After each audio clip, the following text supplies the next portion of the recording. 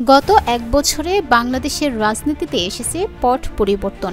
পতিত স্বৈরাচার হাসিনা ২৪-এর গণঅভ্যুত্থানে দেশ জুড়ে নারকীয় হত্যাযজ্ঞ চালিয়ে ভারতে পালিয়ে গেলে তার দল আওয়ামী লীগকে নিষিদ্ধ করা হয় গণহত্যার দায়ে। হাসিনা ভারতে অবস্থান করার সুবাদে তার পরম মিত্র কট্টর ইসলাম বিদ্বেষী সেদেশের প্রধানমন্ত্রী নরেন্দ্র মোদীর সাথে মিলে ছক কষতে থাকেন বাংলাদেশে প্রবেশের। হাসিনার আওয়ামী লীগের বাংলাদেশের রাজনীতিতে আবারও প্রবেশের যে বাসনা, তারই অংশ হিসেবে এবার দিল্লিতে বসে করা গোপন মিটিংয়ে আওয়ামী লীগের পরবর্তী সভাপতি পদের জন্য হাসিনা তার ৫,৫০০ খ্যাত সন্ত্রাসী পুত্র সজীব ওয়াজেদ জয়কে মনোনয়ন দিয়েছেন। এমনটি বলছে একাধিক নির্ভরযোগ্য রাজনৈতিক ও কূটনৈতিক সূত্র। সুপার ফ্রেশ ফর্টিফাইড সয়াবিন তেল, শুরু হোক হেলদি লাইফের জার্নি।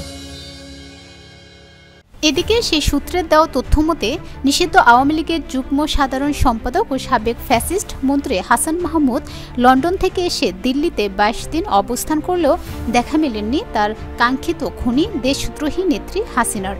এমনকি শেখ পরিবারের অত্যন্ত ঘনিষ্ঠজন হাসিনার ভাতিজা সাবেক ফ্যাসিস্ট এমপি নিক্সন চৌধুরীও ১ মাসের ওপর দিল্লিতে ছিলেন হাসিনার দেখা পাবার আশায়, কিন্তু ভারত সরকারের নিষেধাজ্ঞায় কোনোভাবেই ফ্যাসিস্ট হাসিনার দেখা পাননি তিনিও। এখন প্রশ্ন উঠছে, তাহলে কোন মিটিংয়ে কার সাথে আলোচনা করে হাসিনা জয়কে নিষিদ্ধ আওয়ামী লীগের সভাপতি বানাতে চাচ্ছেন? মূলত সূত্রটি বলছে শেখ পরিবারের সদস্যরা হাসিনার এই মিটিংয়ে অংশ নিয়েছিলেন। এতে দুর্নীতিবাজ শেখ রেহেনা, তার পুত্র ববি, হাসিনা কন্যা পুতুল সহ ভার্চুয়ালি যুক্ত ছিলেন ফ্যাসিস্ট হাসিনা পুত্র সন্ত্রাসী জয়, শেখ রেহেনার দুর্নীতিবাজ মেয়ে টিউলিপ সিদ্দিক আর গুরুত্বপূর্ণ সব আওয়ামী লীগ নেতারা। সেখানে সর্বসম্মতিক্রমে নিজের পুত্রকে নিষিদ্ধ আওয়ামী লীগের আগামী সভাপতি মনোনীত করেন গণহত্যাকারী হাসিনা। তবে দলটির সাধারণ সম্পাদক কে হবে তা নিয়ে রয়েছে ধোঁয়াশা। সূত্র বলছে, ফ্যাসিস্ট হাসিনা রেহেনা ২ বোন চাচ্ছে শেখ পরিবারের কাউকে এই দায়িত্ব দিতে, যাতে এগিয়ে রয়েছেন রেহেনা পুত্র ববি। দিল্লিতে অনুষ্ঠিত হওয়া গোপন সেই বৈঠকের বিষয়ে কূটনৈতিক ও রাজনৈতিক সূত্রগুলো বলছে, সেখানে মূলত ৪টি বিষয়ে আলোচনা হয়েছে। প্রথমত, আন্তর্জাতিক মহলে নিজেদের ভিকটিম হিসেবে তুলে ধরা।